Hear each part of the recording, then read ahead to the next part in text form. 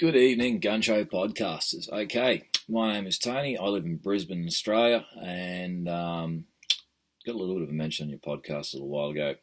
So I'm going to try and keep this short and sweet. You may want to post it on the website with a warning. I swear like a sailor. So yeah, make sure your kids aren't around when you listen to this, all right? Okay, so brief recap. 1996, we had a horrible event here, which has been since dubbed the Port Arthur Massacre. 35 dead, 23 or 28, I can't quite remember now, wounded. And basically what happened, as with a lot of mass shootings, a gentleman named Martin Bryant apparently and allegedly walked into a cafe at a tourist attraction and shot and killed and wounded and maimed a lot of people. Now, there's a lot of conspiracy websites dedicated to this subject, and I've heard a few different stories. I have a hard time believing that someone with an IQ of like 60 was mentally challenged, had severe social issues, could shoot 35 people in the chest and head in 2.5 minutes and kill them. Oh, look at that. I've got a Facebook notification. Anyways, what happened after that is our new Prime Minister at the time, John Howard, more commonly known here in Australia as that little fucking stooge, decided that he would make a bit of political hay out of this rather tragic event and basically stuck it to law-abiding firearms owners in this country. We already had licensing, we already had registration. What he basically did was take away all our semi-automatic rifles, unless we had a Cat C or a Cat D, which is basically, a Cat C from memory is 22 caliber, less than 10 round capacity. Cat D is your military style semi-automatics of any, and pump action shotguns and etc, etc, etc. And I think actually pumps are in Cat C. So that kind of screwed us over. Interestingly enough, a lot of that stuff that was handed back turned up in interesting places like East Timor, where there was a civil war going on, in Fiji, where there were several military coups, and the Australian Federal Police and some members of the Defence Force actually had to go in and sort all that crap out. Basically, in Indonesia, our guys went across. They're up against Kopassus, which is like the Indonesian Special Forces, plus all their nasty little Indonesian militia buddies. And in Fiji, they had some fairly serious sort of dramas with nationalism and other bits and pieces. Anyways, so fast forward to 2003, an Asian gentleman who was living in Australia and a student at Monash University in Melbourne decided it'd be a really good idea, because no one liked him and the girl he was obsessed with didn't like him and thought he was a bit of a wank. So he took several handguns and a stack of ammunition to class, shot 3, wounded 5, before a couple of students tackled him. Now, once again, a tragedy. I find it really strange, though, that you would give a firearm to someone after they applied for a license when they were not actually allowed to own one in their own damn country. Common thread. They were both mentally disturbed people. Funny that. And medicated.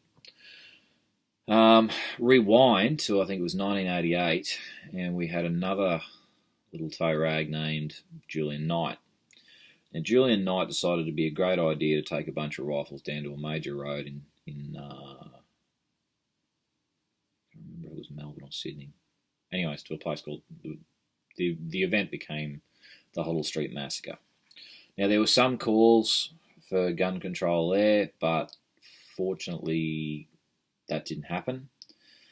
John Howard, on the other hand, and a whole bunch of half-baked, dumbass, dipshit politicians decided it'd be a great idea to jump on the bandwagon. And this was bipartisan. Like, the Greens, I think at the time the Democrats were still going. National, Liberal, Labor, these are all political parties in Australia. So they all got together, had a great big huddle and decided to fuck the average law-abiding shooter. And we wound up with the system we've got now. Now, it's 20 years next year since the horrible events at Port Arthur. And it's going to be an interesting 12 months because right now we have a thing called the NFA, which was all the laws introduced into legislation from Port Arthur and Monash. So, what were the outcomes from Monash? Okay, this is your standard Glock 34 pistol. Now, if you were to buy this in, say, Texas, great place, by the way, I love your gun laws, you would get your, I think it's a 17-round capacity. Okay, in Australia, we have these charming little things. Standard Glock factory mag, limited to 10 rounds. We are not allowed to own a pistol with more than 10 rounds. Fucking stupid. Meanwhile, our criminals are running around, and I find this really ridiculous. They managed to get, Syndicate managed to get something like 160, 170 Glock 19 semi-automatic pistols in through Australia Post, basically by shotgunning. Now, I'm not sure if you're familiar with the term, but what they do is they strip the pistols down, post them in separate packages, and they turn up in Australia. This came through our federal postal system. They have only gotten about 80 of these things back, maybe less than that. I think the last number I heard bandied about was 72. So somewhere in this great country, there's another, 80 plus Glock semi-automatic pistols floating around that no one's got any idea who they belong to or who's taken possession of them. Thank you, Australia Post. Thank you, Australian Customs and Border Protection. Just another stunning failure on the part of the federal government.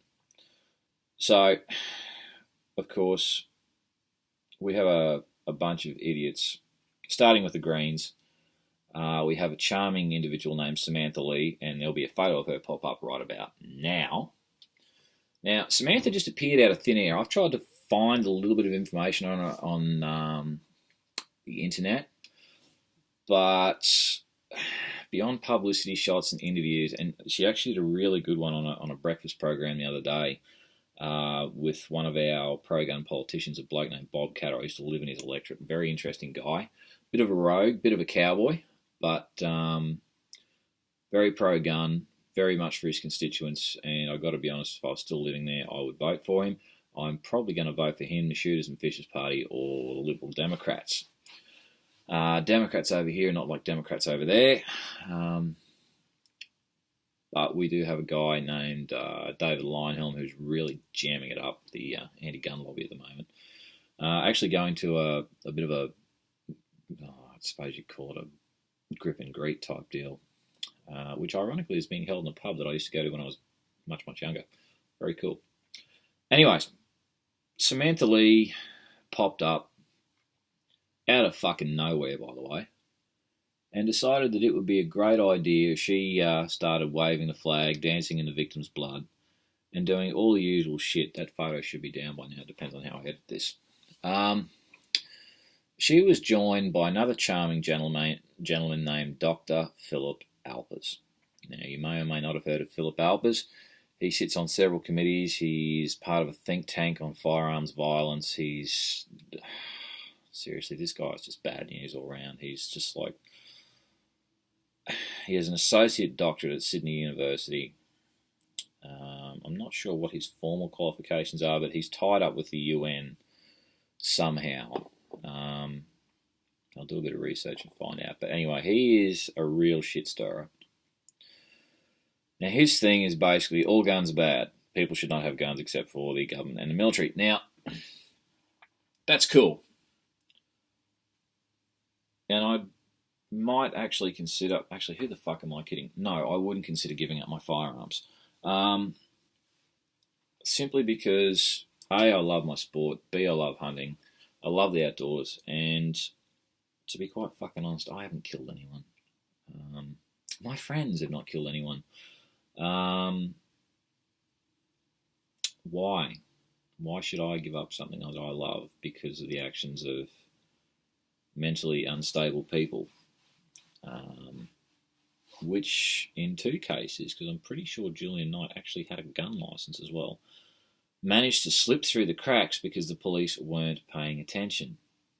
Now, it's not horribly hard to get a license here for a rifle. It's a pain in the ass. You have to do a safety course. You have to have what's called a genuine reason to have a firearm. Hunting, target sports, that's fine. But if you hunt, you need to basically, what's the word I'm looking for? You need to have a letter of authority from a landholder over a certain size. And depending on what calibers you've got, it's all relative to the size of the land. So I'm fortunate. I actually have both endorsements on my license. Club, you've got to obviously be a member of a club. And I mean, the club that I shoot at's $100 a year, $5 range fees. It's a great bunch of people. I love going there. I don't have enough time to go there as much as I want to because I have a family and young kids and a job that I detest, but it pays for ammo and reloading components and guns, so fuck it, why not? What else? Basically, so we've covered Samantha Lee and we've covered Dr. Philip Alpers. Alan Philip Alpers is he's bad news all around. We also have the Greens Party, which are a bunch of shits. They just are anti-gun, full stop. I've had several debates in various forms and various forums with Greens representatives recently, and several others, a couple of Labor guys as well, who all think that one of them, funnily enough, was ex-military. And I asked him pointedly in a Facebook forum whether or not he'd actually had anything to do with guns. And the short answer that he gave me was, yes, I have through work. Okay, what do you do for a living? I'd rather not say in this particular area. Well, okay, that's cool, mate, but, so I sent him a message. This guy lives in my neighbourhood, like literally he's 5 or 6 streets away from me.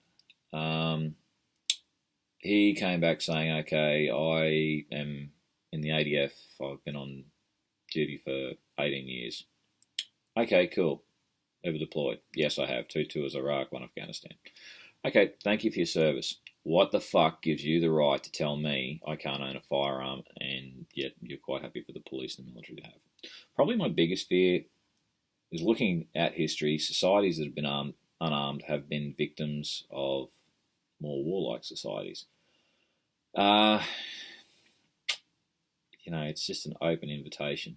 We have a lot of people to the north of us in Australia that would really like to get their hands on Australia's natural resources and would love a bunch of slaves to work them like us. Far-fetched, yes, but is it beyond the realms of possibility? No, it's not.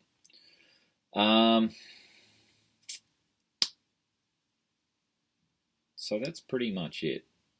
To get your gun license, we've gone over that. To get your handgun license, okay, it's a pain in the ass. It really is. So you've still got to do a safety course. It's actually easier if you go and get your rifle license, because once you've got your rifle license, you are then an approved person. If you go and ask for a letter of approval from the police, it can take anything up to 2 years. It is a painful, painful, painful process. Then, initially, you have to do 6 shoots in 6 months to show that you're fair dinkum, which means genuine. You actually are going to participate in a sport. You're not just going to wander around the street with this thing shoved down the back of your jeans. Once you've done that and you've applied, it takes anywhere between 4 weeks, 3 months, 6 months. I've heard horror stories of people waiting 9 for their licenses to come back. We now have an online system which has sped things up really, really well. And credit where credit's due, firearms licensing in Queensland, where I am, so long as you are doing the right thing or trying to do the right thing, they will try and help you out. Now, if you want to purchase a firearm, you then have to go to a gun shop, pick out what you want, or do some research online. When I bought my Glock, I Googled every fucking pistol on the face of the planet that we were allowed to have here for 6 months. That's just me. I tend to be a little bit pedantic about that shit. So, you jump online, you fill out an application, and Bob's your uncle. Sorry about the light in here, by the way, too. I've got to do something about it. Shit. So you lodge what's called a permit to acquire. You pay, I think it's $33, $34 for a rifle or handgun, doesn't matter. And hopefully your first one generally takes about a month. Sometimes it takes more, sometimes it takes less. But 28 days is supposed to be the cooling off period. That's for your first gun. After that, you can pretty much do as many as you damn well want. Now, with a rifle license, without a collector's endorsement, you're allowed 29 firearms, and I think it's 15 for handguns as well. So,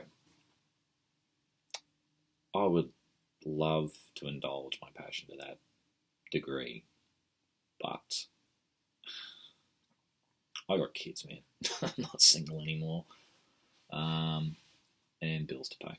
So, where were we? Permits to acquire. Okay, your permit to acquire comes back. You then take that to your dealer, or you meet who you're buying a firearm off at a dealer, and then you take the firearm, the dealer certifies it, generally charges you a brokerage fee, which can be anything from $10 to $110, depending on which dealer you go to and on what sort of terms you're with. The guys I use are generally about $55, which I don't mind paying, because they've got to take it from there. Depending, if I'm not buying it off them, I'm getting them to broker it. It's got to go into their books, out of their books, into my hands. It's a fuck system. So you do that, they fill out the paperwork, send it away to weapons licensing, you walk out with your gun and whatever else they manage to con you into buying, which is generally not hard for me, because they've just got to wave cool shit in front of me and I'm just like, woo! You know, especially Magpul. Magpul! By the way, can you guys stop using all that stuff? Because we would love to see more of it down here. Just give us a care package, please. So you do that and you enjoy it, and then it's basically eat, sleep, repeat. So that's pretty much, that's Queensland. Queensland and the Northern Territory are pretty good. South Australia is a bit iffy. Western Australia is shit. I've got friends that are shooters over there, and it is painful, protracted, drawn out. They don't even like anything with an AR pistol grip on it. Like, so there's a bit of a cottage industry over here customising Remington 7615s. Telescoping stocks, new forends, all that sort of shit. For a long time, they weren't even allowed to own anything chambered in 556, 223 or 308. It was fucking ridiculous. That has changed, but anything with a detachable magazine. The other thing that really shits me off, and this is Australia-wide, just about anything that looks like an AR-15, like an AK, like an FN FAL, or what we call an SLR, anything vaguely military is deemed to be Cat D. Okay, airsoft guns, not allowed at all. Paintball guns, you need to have a license. I used to have a paintball endorsement on my license. I let it slip because I just didn't have the time. At the time, I was working 13 hours a day, 7 days a week, 4 on 3, 7 on 3 on, 3 off, 7 nights, 4 off. With a family, it's hard to do. Anyways, so you need a license for an air gun, which is bullshit. They had a guy, I think it was Sydney or something, got caught with like 12 airsoft pistols and some other shit, like one looked like an FAMAS bloody assault rifle and all this other crap. And it's just like, oh. And a compound bow, which they don't require a license for here. You do need a license for a fucking crossbow. Don't ask me why, I just fucking live here. I'm seriously thinking about moving to Texas or going to New Zealand because I've just about had enough of this shit. And if I can con my wife into it, we're out of here. So, this guy got caught with these fake guns. Quantity of ammunition for them. Ice. I'm sure you guys are familiar with ice, methamphetamine, whatever you want to fucking call it. And is probably going to be spending a long time in jail. Now, the media jumped all over this, and this is half the problem. I imagine you guys probably have the same problem in the States, where the media actually realises that they're all just about to go tits up, and every newspaper is going to go broke by the middle of this century, simply because everyone gets their shit from online now. So they're desperately trying to ride that train before it crashes into the river and the canyon. So the more sensational they can make it, the better.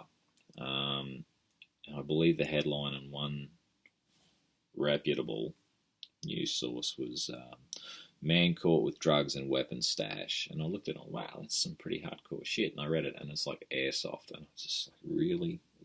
You're fear-mongering. And that's the big thing, because for some strange reason, the journalists in this country, much like I would imagine they are in the UK and America and all over the world, seem to think that they're everyone's social fucking conscience. Well, look, when I want the news, I don't really give a rat's ass about your opinion. I just want to know the fucking facts, preferably correctly.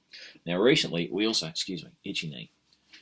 We also had the Sydney siege, which I know you guys talked about.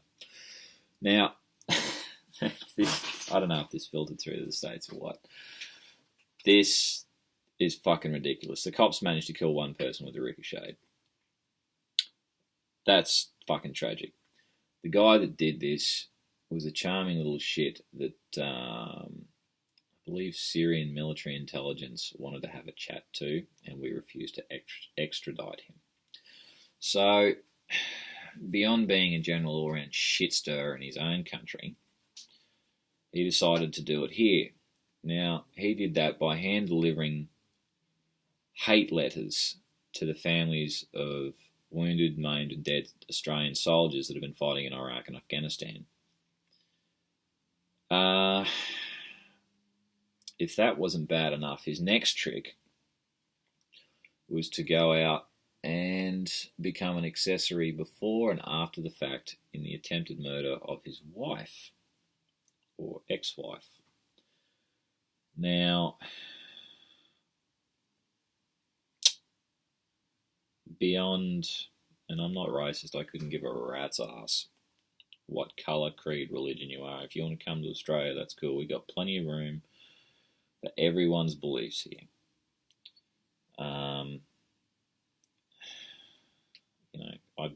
Some of my best friends are Asian, some of my best friends are Muslim, some of my best friends are white, pink, purple, gay, straight, bi, trans. Actually, no, I don't know any trans people.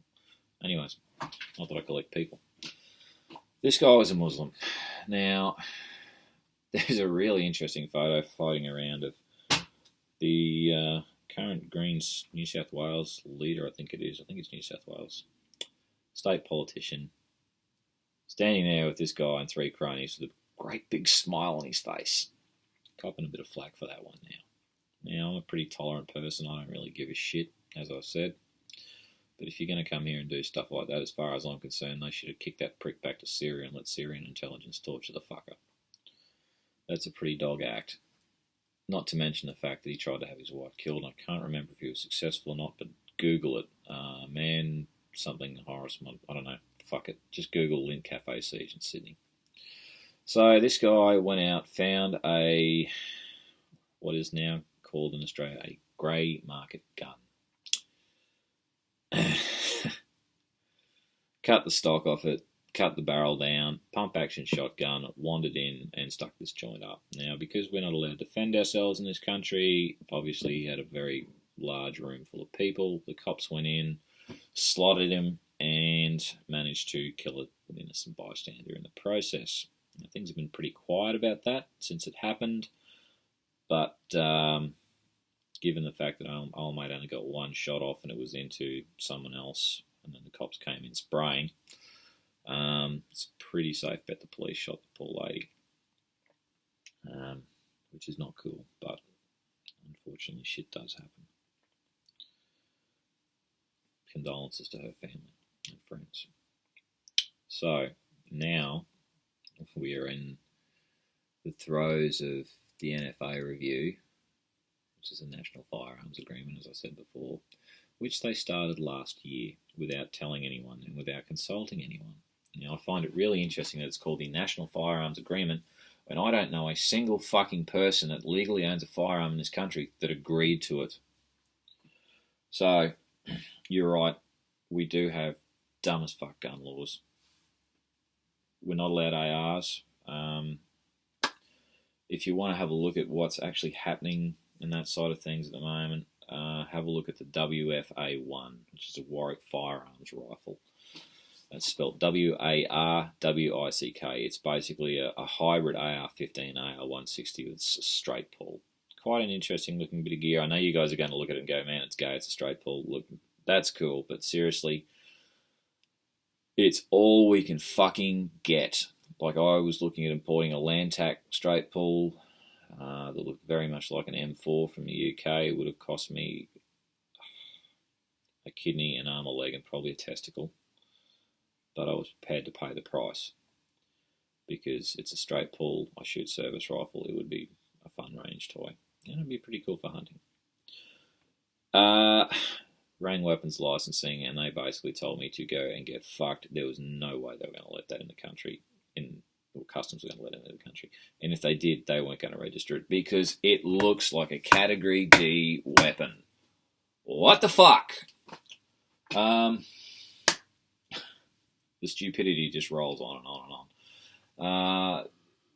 And every time someone gets shot by a drug dealer or a criminal or a fucking some dude tops his fucking wife in McDonald's, which happened the other week, or some other animal beats his girlfriend to death with a metal bar after running her car off the road and having it flip over, we wear it. And we're pretty sick of it. So I'm hoping that things will change soon for the better. And there is a fairly big push. We still have some dickheads, though, that for some strange reason, they'll go, and they're shooters. This is what really blows my mind. They're shooters. Why do you need a semi-automatic rifle? Dude, why do you need a $30,000 shotgun? Why do you need a $10,000 handgun? Why do you need a V8 Holden Commodore? Google that. I think you guys call them Pontiacs over there. Why do you need a 300 kilowatt supercharged V8? You don't. Realistically, you could buy a fucking Prius. Why do I want it? Because I've never shot anyone. I have a clean criminal record. No criminal record. Well, a few misdemeanors, which you have to declare. By the way, if you've got convictions for drugs, violence, or reckless driving, plus a few other things, you won't get a gun license in this country, and I'm fine with that. I've got no problem with that whatsoever. We do have a really bad problem with idiots flogging the crap out of their missuses, and murdering them, beating them to death, bludgeoning them to death, stabbing them to death, shooting them. And the gun lobby love that. Like the anti-gunners, they just think it's manna from heaven for them. It's just like, wow, more shit just dropped in our lap. So I'm going to shut up because Facebook won't let me post anything over 30 minutes, I think it is. So I've got like a minute and a half. So, yes, we are allowed firearms. It's mostly bolt and pump stuff. The Adler shotgun, they went batshit crazy over that. It's come in. It's 5-shot, not 7. Apparently that's being changed next year, although we'll see what happens with the NFA once that review is done. Oddly enough,